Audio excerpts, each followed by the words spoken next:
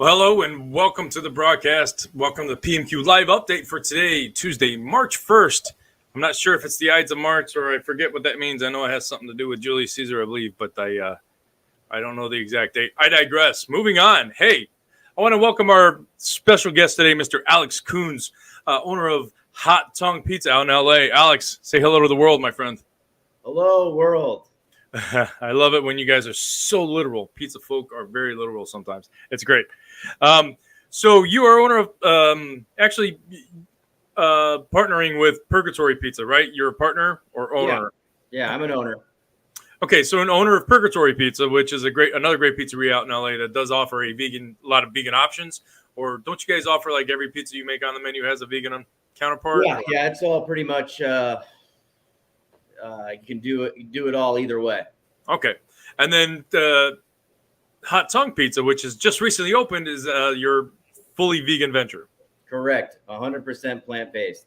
Okay, so we're losing your signal a little bit. You're a little pixely, but you're there. We can hear you. So just if you fall out, just come back. We'll wait for you. I'll stall people, but as long as we can hear you, that's the important stuff. So we can get that information. So I did want to let people know that you can ask your questions here. Alex is ready to answer them live for you. And if you have any questions about what it is to be a vegan or run a vegan operation, that is what the topic is going to be today. If you don't know, I have undertaken a vegan diet for 3 months. Today is actually the start of my first month. I will go through April 1st as the last day. So I've been doing it since January 1st, and I wanted to reach out to somebody whose operation does vegan well. And I immediately thought of Alex because he kind of checks 3 boxes for me. He's a vegan himself, so he can talk about it from the vegan perspective of going out and the struggles maybe to find places to eat, as well as doing an operation that only incorporates vegan, that has vegan options, and then a fully vegan operation as well. So he checks all 3 boxes, and I want to get his perspective and information for all of you guys on all 3 subjects. So we're going to just dive into it real quick.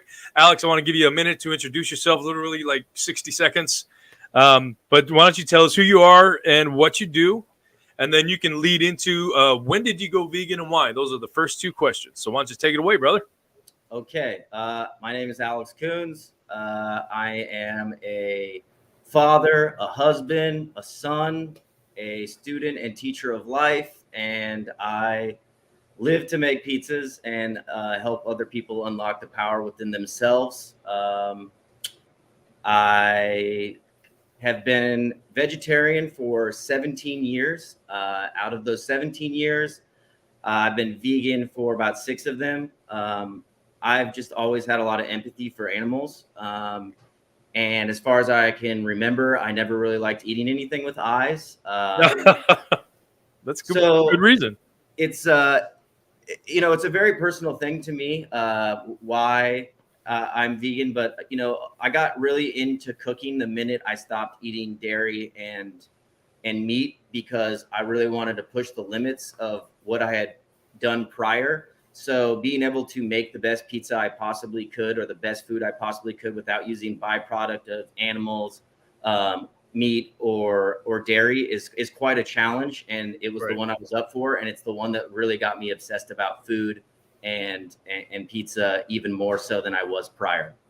Yeah, I can definitely see that now, because like one of my first observations, if people didn't know it from the outside, is that it is very labor intensive and becomes very almost molecular science or culinary science versus just cooking. At that point, you have to learn a lot more about different starches and fibers and proteins, binding agents, fat alternatives, and stuff like that. It's insane. Which is crazy, because a lot of those things you can find in even like regular dairy cheeses, like maybe not grande, but there is definitely cheeses that use the same stuff that I do for my cashew mozzarella. Yeah, and it's satisfying to see that. It's kind of a small world of recipes that you can make vegan cheeses with or vegan meats. So it's just a matter of there's a whole lot of fine tuning going on per different brand. I'm very excited. I nailed a chicken patty recipe last night. I had some extra firm tofu video to come. Thank you. I needed one win, man, because I was following the recipe book and nothing was working. The process is hard. Right. Well, and the best thing about this one is it's an original recipe. I didn't do it from the recipe book. I took what I learned from doing it from all those other ones and just kind of MacGyvered it together. So I'm going to fine tune it and put it out there, but it feels good, but it is very labor intensive, like you said, and it kind of gets you interested in that cooking and you're thinking about it at a different level than just, making pizza. Yeah, I think that's something that you brought up is it's really exciting to basically, and that's really like the ethos of everything that I do is reading about 15 different recipes, taking everything I liked out of those things and then creating something. But like being able to nail something like a vegan chicken patty and being like, holy shit, like this is pretty fire. And then like you give it to somebody and they're like, wow, you made this. And it's like creating magic to me, Yeah, well, and I'm glad that you had mentioned that you went because you did have that feeling about animals, and I don't have that. Not Yeah, no, not belittling you for that, but there's a different motivation behind mine. It would be different if it was a different motivation behind me going vegan. 100% curious, and I'm following all the rules as best I can. I ignore the may have come in contact with. That's where I draw the line. Yeah, well, I mean, I do my best. You know what I mean? Like life is already hard, and I'm not defined by anything or any belief. So, I am all those things I mentioned before: a father, a husband, those things. That's why I don't say I'm a vegan, but I do my best to follow those lines, and it is what it is. I mean, again, I said it's a personal thing because, there's other things that I could get into, but, that's for a different podcast. And what you brought up about your relationship with animals is like, somebody looks at a pig, they see bacon. I respect that. That's a juicy. And when I look at a pig, I see babe. You know what I mean? So it's like everyone's in their own simulation. Well, yeah, I'm a guy in the middle. I'll see babe first, but I really do like bacon. So I understand that it's both. And I'm not trying to go out there and I like animals and all that. So I do like meat too. So, so all right, it's delicious. Yeah. All right. So we'll jump right into it now then. Why did you start with, as we said, Purgatory was, it does more vegan options than most people do. It was both. Why did you start with that versus starting Hot Tongue Pizza, which was fully vegan at first? I mean, was it checking the market share, or was the idea to always go full vegan and test the waters with? No, I think I bought into Purgatory. Purgatory had been around since 2007. So, I came around in 2014. A baton was passed to me. And what I did is I injected myself into Purgatory. And I built out the vegan stuff, but I also built out their regular pizza program. I brought in great flour and great cheese, and it really was just a different time in my career about like pushing all the limits that I possibly could. And I wanted to make pizza for everybody. It was just, that's what I said, pizza for everybody, whether it was gluten-free or like a meat lover or the best vegan pizza you could have. I wanted to do it all because my ego was just out of control. And I think what I realized is that the more I'm true to myself and kind of what I'm all about or what I'm doing or what I really like is that like I was just going more and more into the vegan stuff. And so Hot Tongue really, I realized that I don't need to have meat at this restaurant because I can still satisfy that person that wants 4 types of meat on a slice of cheese pizza. And I can give him a slice from here and he will be equally as satisfied because I believe in my product that much that I can take those things out and give them something different and they will be just as satisfied. So I'm just in a different part of my career and life where I'm confident enough to put myself out here like I have with this restaurant, because everything from the amount of salt in the dough to the way the floors look or the pictures on the wall to, everything is basically it's like walking into my mind in this restaurant. And it's been a labor of love, and it's good to see people here enjoying the food. Okay, that's great. And I'm sorry, I've been struggling. I've been listening, but I'm struggling to try to show some of this stuff that you got up on your Instagram here for Hot Tongue Pizza, kind of show people what you guys are about over there. So, what is the biggest thing that people overlook when they're trying to add vegan options or open a vegan establishment? The directly? That might be two separate questions with two separate answers, but I guess what is one thing that people just, because I've been, even over this weekend, having a lot of people just kind of giving me tea with milk in it instead of, people asking why I can't eat shrimp on a pizza. It's vegan cheese. Yeah. Well, I think say 3 more times. Let's see if you can figure it out. I know, dude. I always go like my in-laws and they're like, you can eat chicken, right? And it's like, no, chicken's still an animal. And again, I don't mind, and it's easy to forget those things too. I was scared I was going to slip up making a regular pizza, just going to the muscle memory of sliced pepperoni, piece of cheese.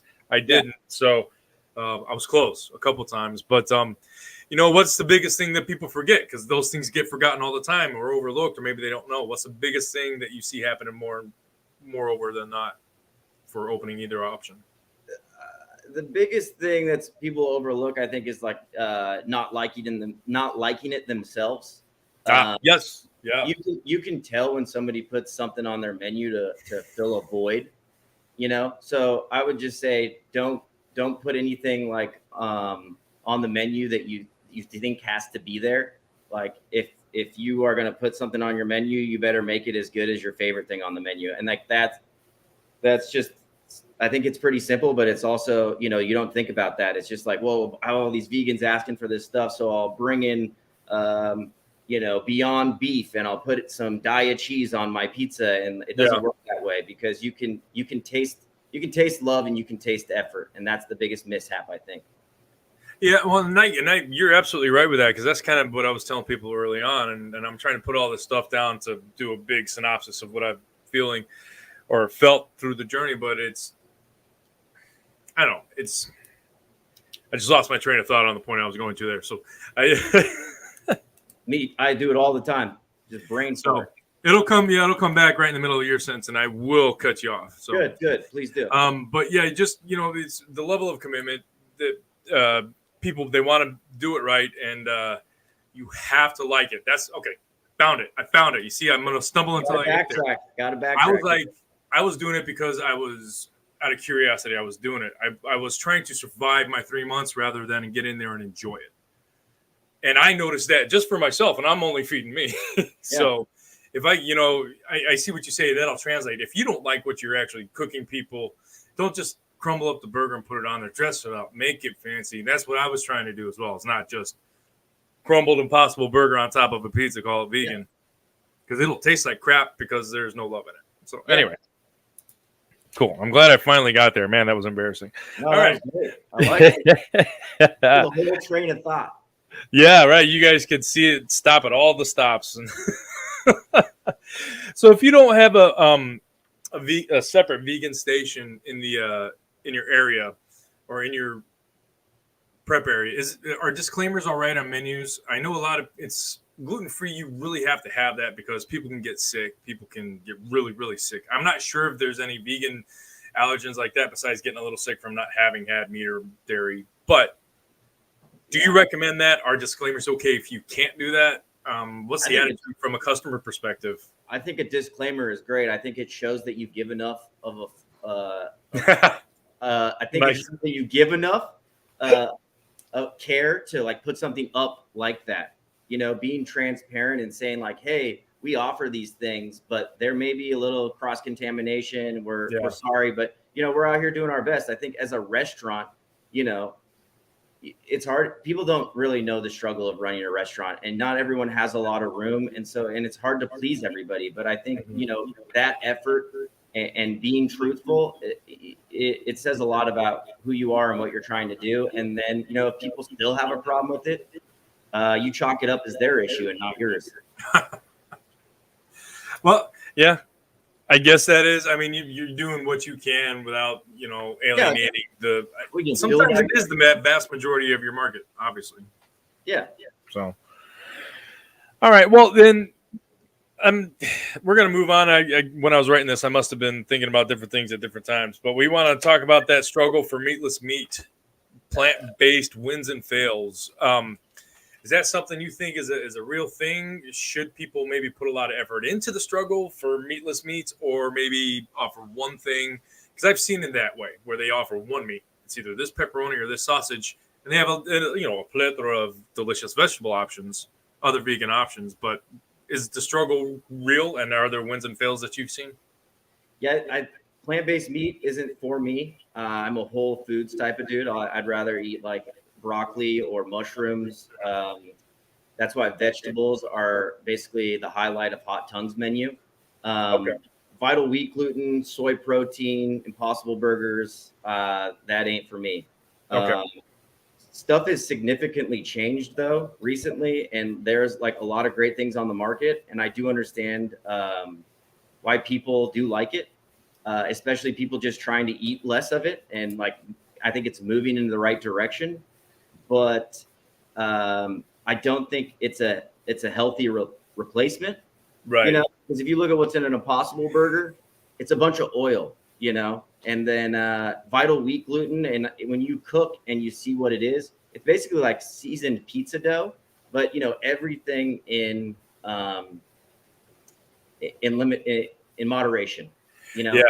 And I would like to ask you that question, like if you are coming from, the meat world and you come over here, like what has been the wins and fails of you trying to eat these different kinds of proteins? Well, for me, it was the opposite because I figured I would probably need at least one or two, or at least one that I could depend on because I would miss meat. Don't get me wrong. If I could have just a vegetable pizza with real cheese, I would be fine. You take my cheese away too, now I got to figure something out. I have failed on almost every level until last night. I made a good chicken nugget and chicken patty. Almost, it would be like a KFC or school, processed chicken meat. I made it with tofu, and it was an original recipe from my head from all the other recipes I'd been trying from this cookbook that I really hadn't succeeded at. Just had this tofu, and I'm like, well, what can I make this? Came from the idea I had kebab vegetables, and I really want to get out there and grill because it's nice. But I'm like, well, I want some chicken, and then I got sidetracked, as I often do. But that being said, that is a chicken nugget. How does that incorporate on a pizza? You got to figure it out.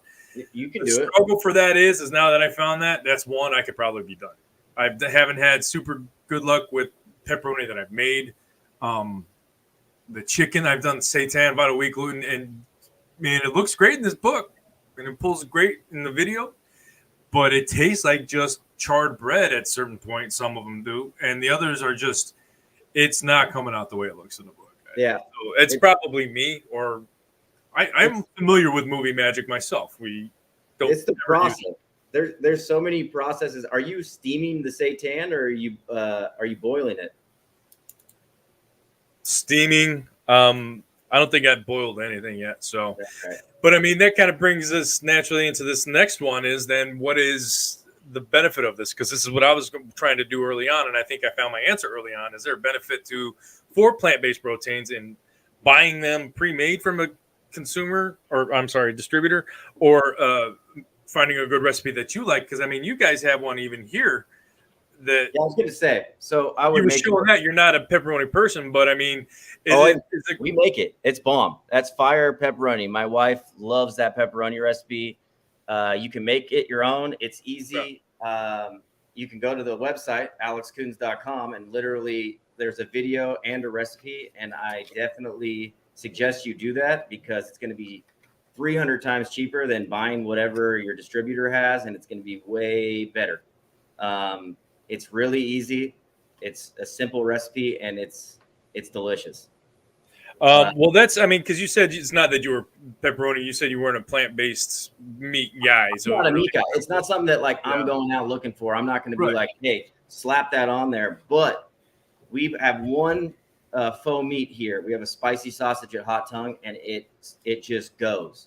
People love it. So there is definitely a market for it, and I'll eat the pepperoni raw, not cooked, right out of the steamer. It's that good. Yeah, I've done that. I've done it. You steam it, it's like in a big one, and you cut them out, cookie cutter. I'd like to do one like that I haven't done one like that yet, where you chop it up. But all right, so I mean, but do you guys make it in house? Do you recommend everything's made in house? A good recipe making versus buying for bacon?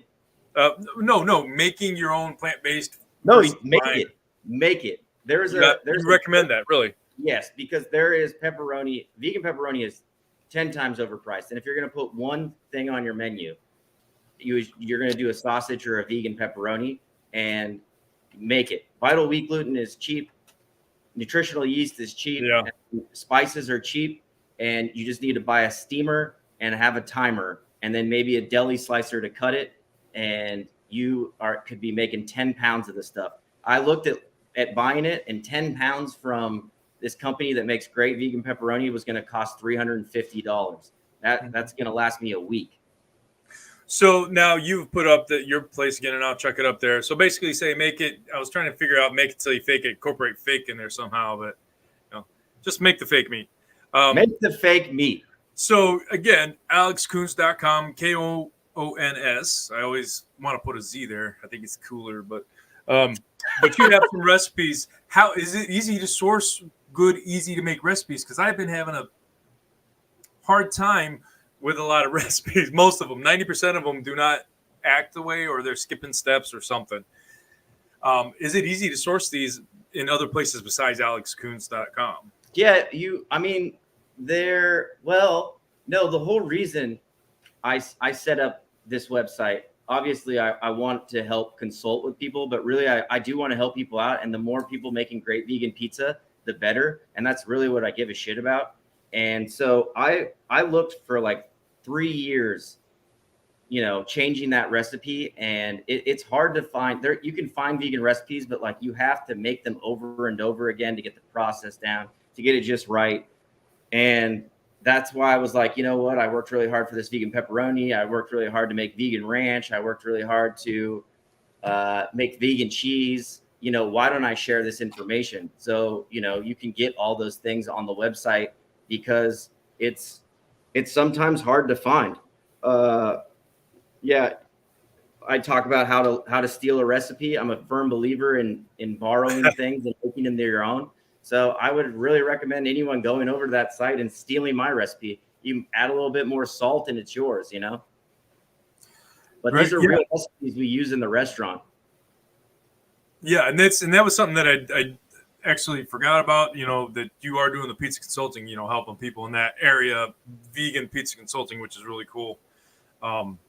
It's kind of, I should have been talking to you earlier, but I was super busy and just wading my way through this green sea of no meat. But no, I get it. Poetic there, it didn't work.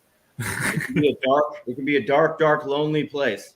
Thank you. It can be, but I've had a good time with it, and I haven't really felt any adverse effects. I haven't felt really any good effects on the counterpoint either. But it's kind of unchanged. Although I think in this last week and a half, 2 weeks, I had kind of plateaued on weight loss from before I even started this, and I think the vegan weight loss is kicking in. So we'll see. But all right, so we're talking definitely make it, and where you can find the recipes, they're out there. But if you want a good head start, alexkoons.com, steal his stuff. He encourages it. Take them. So what are some of the biggest struggles that you have? Oh, I'm sorry, I skipped here. So should you actually even bother with plant-based proteins? Is there demand for a meat alternative? I mean, is it worth it? Because obviously you do fine with it without. Yeah, well, I'm different. Like I've been eating vegetables for 17 years, right? So the first thing you did when you tried this out is you're like, I got to get this meat intake. You know what I mean? It's so ingrained in us to eat cheese and to eat meat that of course it's there. The market is there, the demand is there, and it's a huge thing, and people want that meaty texture when they're eating a burger or eating a pizza or whatever it is. But the only problem is you set yourself up for these expectations when you call something that it's not. So sometimes it's hard to meet, no pun intended, those expectations. That's why I don't even like calling my cheese.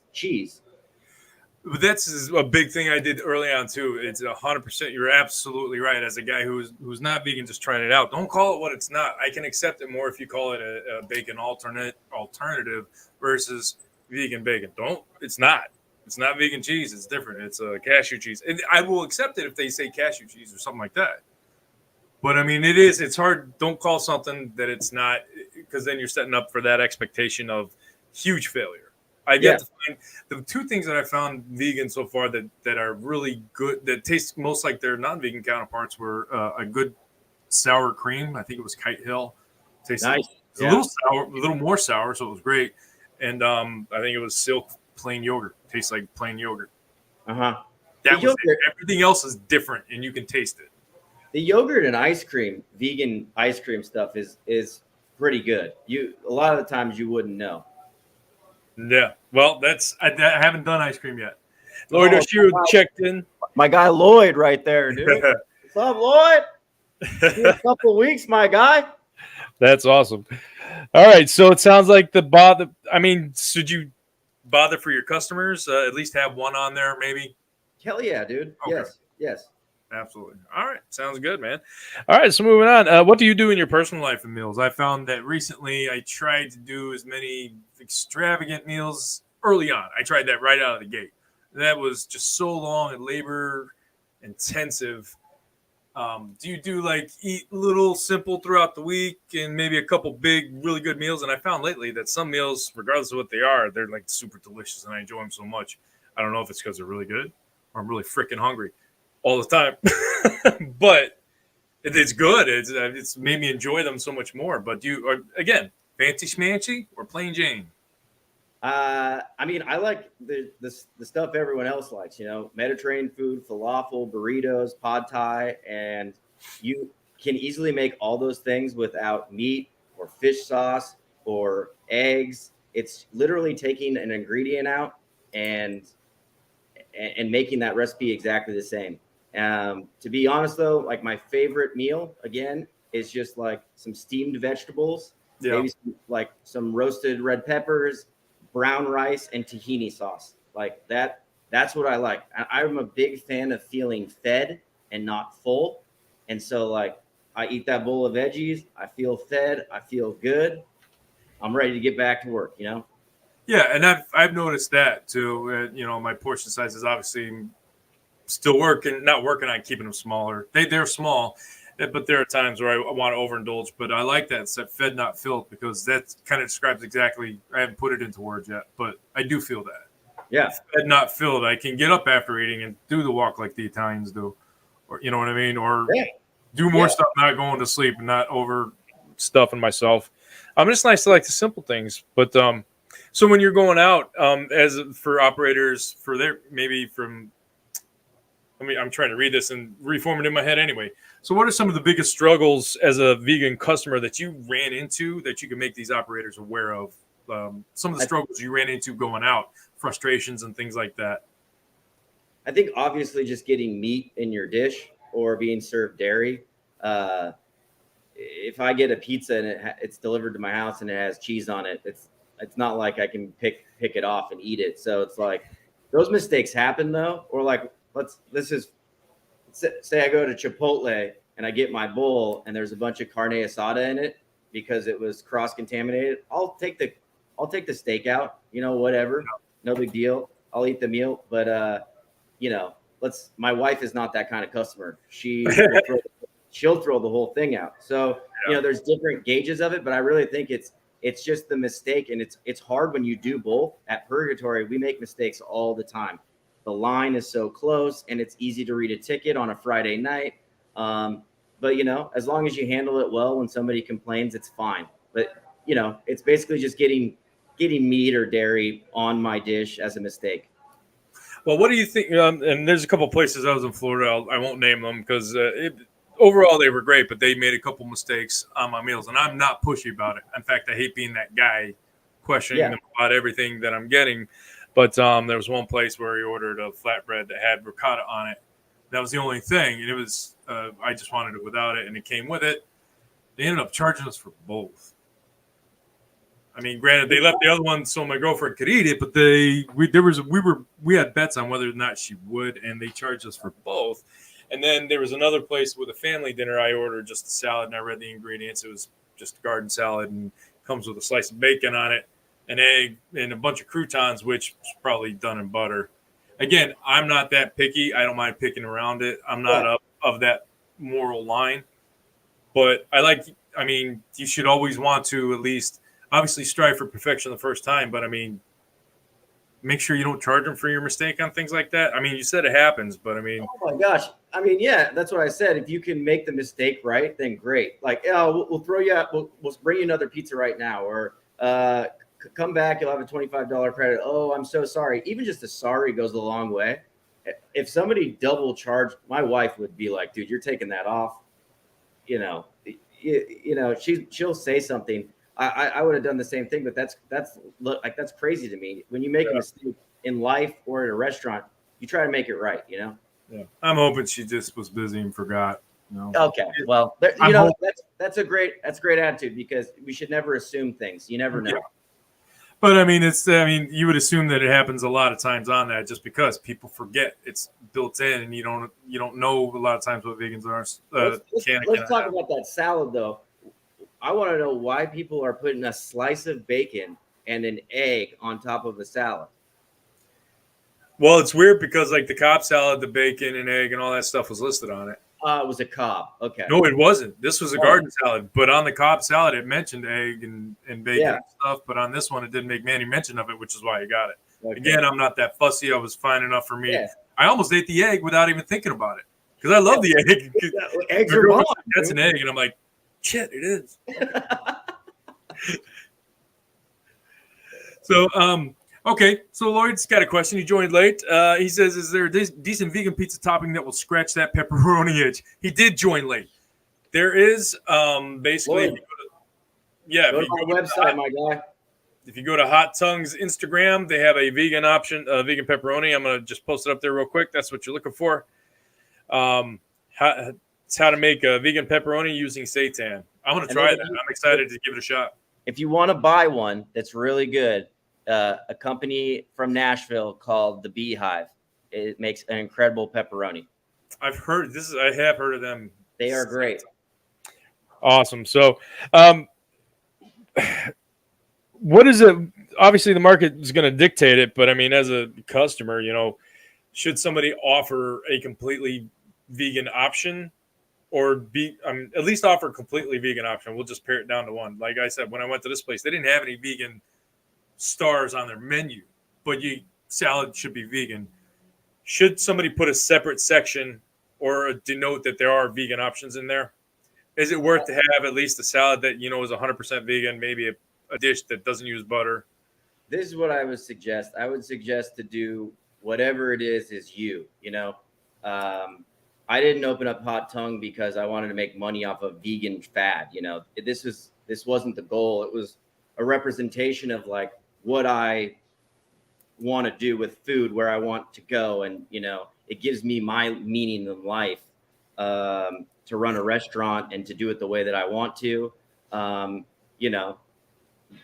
so everyone in the market should follow their heart, what they want to do, and not just slap something on the menu, Okay. Yeah, I guess it does go back to that, whether or not you care about it. You have to, you got to care, and if you don't, it shows up. So don't do anything because you think you have to. Well, should people care about losing that vegan market share? I mean, because I know not in my family, they didn't give a crap. They went to a seafood house, but a lot of times that one person in a group of 7 who's vegan dictates where they go. Should people care about that little slice, that percentage? Again, I think it's up to you and how much time and money you want to spend on it. But I mean, if you think that vegan shit is gross or weird, then no, don't put it on your menu. You know what I mean? Like, there is options other places, and you don't have to be that place. If you do want to be that place, spend the time, spend the money, and definitely promote it. Hey, check it out. This section right here is vegan, or like put an asterisk next to everything that could be made vegan. You don't even have to make a vegan menu. If you just simply went through your menu and said, hey, do I need to put bacon and egg on this mixed green salad? Oh, if I take it off, it's vegan. Well, there you go. You just had a vegan menu item. Yeah, that's what I was saying. If you put at least little stars or V's next to it, it's not like you even have to buy extra stuff. Just something you don't have to cook in butter, No. Broccoli can be done without it. Yeah. Well, I mean, do you know, and I don't know, I bet we do. I didn't do my homework on this, but do you know kind of what percentage of just the population is vegan, like in any kind of market share, maybe an average? Maybe just what in LA? Do you know what the percentage is?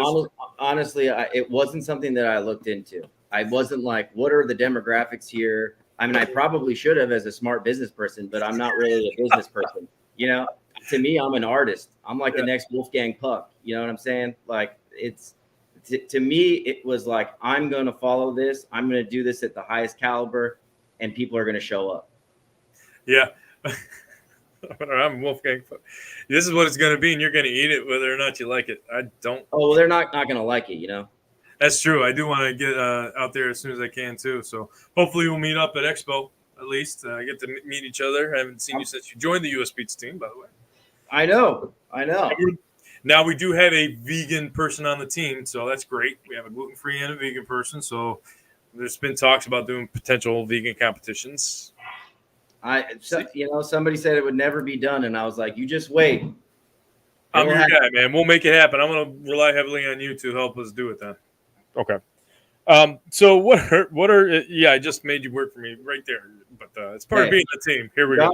I'm here for anyone that needs me, you know. Awesome. All right. So what are the 3 tips for adding vegan options? All right. So somebody who doesn't have one. I mean, I guess one great one's like you said, just figure out what you don't need, what you can make vegan that you already have. But I think that is number one. What are you already doing that possibly you could do vegan and not have to change a thing? You know what I mean? Even if it's just your tomato pie has, Parmesan or Romano on it. You know, you could take that off. All of a sudden, it's vegan. So taking some away before actually having to add something. And then I would suggest, honestly, going to my website, stealing those recipes. That cheese recipe and that pepperoni is going to be better than most things that you have to scour the internet for. Yeah. And you can always email me and I'll help you. And then the third thing would be, I don't know. I almost lost my train of thought, but you better like all those things if you do put something on the menu, make sure you love it. Yeah, that's great. And we only have a couple more questions. So if you guys watching have any questions for Alex, chime in. He's a wealth of knowledge here. And I'm lucky enough that he is a pizza consultant, said yes. And I haven't seen a check yet or a bill yet. So, hopefully it will never show up. But yeah, we're picking his brain for free, folks. Get your questions in the next 5 minutes, and then you got to pay for it because he's got kids to feed. Yeah, I do have mouths to feed, but I probably I'm not. Now he's regretting it. He's like, oh shit, damn it. Now I screwed myself for next time. But okay. So how do you market a vegan or vegan option or full? Just how do you market vegan, man? Again, I think the vegan stuff being done the same way that you would do your regular stuff, and if you believe in it, as I think you should, you would market it exactly the same way because you are going to have this thing that's for this person that's maybe only eating this certain way, but this should be edible for everyone. So it should be marketed towards vegans, but for everyone. That's the best way to go into it. Make sure that everybody will eat it, because otherwise you're cutting off half your feet. So yeah. Well, are there any special avenues that you should use? When you're trying to market to vegans in your area. Yes. I hate to say vegans, like it just sounds derogatory. It just sounds bad.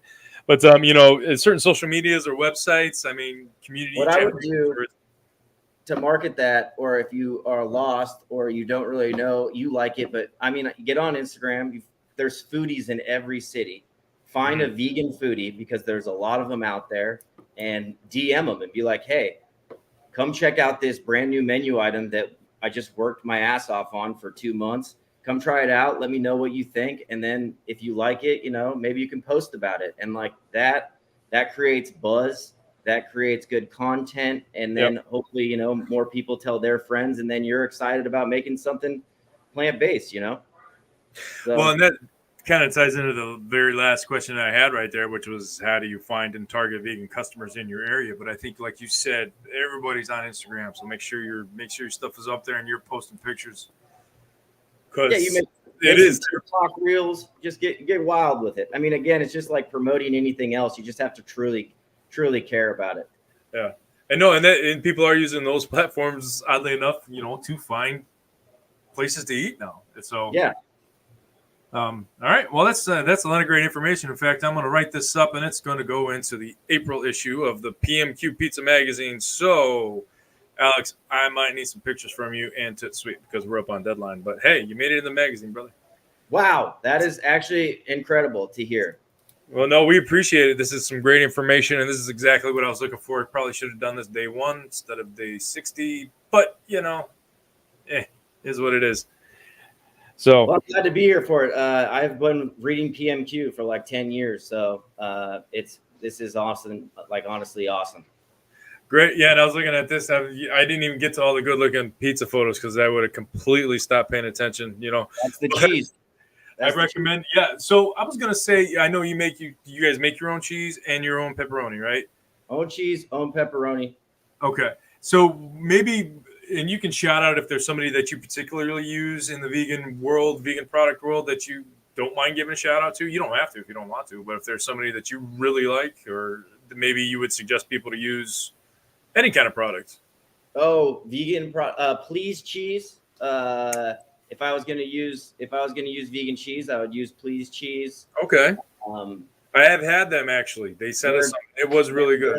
But just like all the other vegan pizzerias out there, Paranormal Pizza in Bethlehem, Pennsylvania, 20th Street, which is crazy good, in Philadelphia, and Boxcar Pizza in Portland. Just and I'm forgetting some Plantbased Pizzeria in Atlanta. There's a lot of good shit out there that are showing people that you don't necessarily have to traditionally put those toppings on a piece of bread and make it traditional pizza. Yeah. Wow, that's great. It's great information. It's out there. You do it for years because you like it, and that's what shows. That's why you're successful. So. I think that is the biggest takeaway, regardless of everything else we've talked about today. If you don't care, like it, or give a shit about it, don't do it because nobody else will either. So that's right.